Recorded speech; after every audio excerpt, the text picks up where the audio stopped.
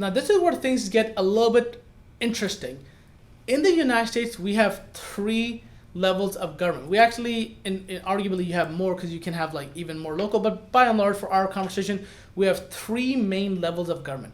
What are those levels of government? Well, on the top, nationwide, you have the federal government. The federal government is basically the government that's in charge of really the whole country, and that anything that happens in between states or multiple states or whatever, that's where the federal government comes in. The federal government also is the biggest branch of government. They've got the most money, and this is the government that you're probably most familiar with because you're familiar with the president, the House of Representatives, the senators, and things like that. Of course, we live in a specific state. We live in the state of Texas, and in Texas, we also have a local government here as well. And the state of Texas can also pass laws, rules, and collect taxes just like the federal government that are specific for their state. And this is what makes America kind of unique, because there's this balance between state rights, like states, what rights do states have and what laws can they pass and what taxes can they implement and things like that, and what are the rights of the federal government. And there's tension between these two from the inception of America till today, and it's going to be here until the future. The important part is that we have a state government.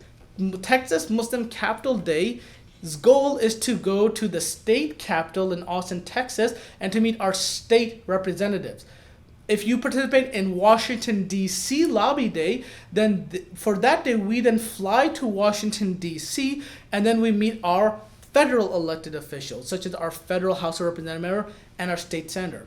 It's important to distinguish these two because they have the same title. So a senator is either a federal senator or a state senator. A House of Representative member is either the House member in the federal level or the state level. So just remember, there's the federal level, which all of us are familiar with, the president, things like that.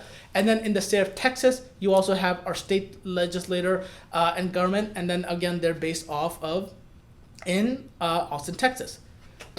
Going a step under that, you also have local government. You have local governments as well. You have a county government, a township, a city. Some of you might live in Plano, Houston, Austin, Texas, Richardson, Irving, so on and so forth. All these towns, all of these cities, all of these counties, they also have local governments as well.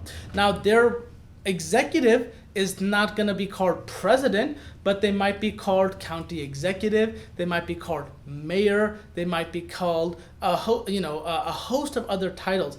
But the same three rules, the three branches of government apply.